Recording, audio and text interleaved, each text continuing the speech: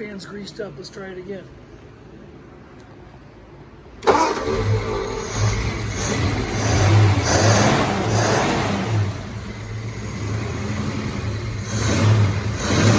That quieted up, didn't it? Yeah. It needs a little bit more. It never started oozing out yet, but it does got a lot in there. Once I get it pumped full and it oozes out of the bearing, she'll fly it right up. I mean, what you're hearing now is just normal for a generator. Once the hood's on, you'll never hear that. That exhaust sounds good out of them 1.5-inch pipes up there. Does it?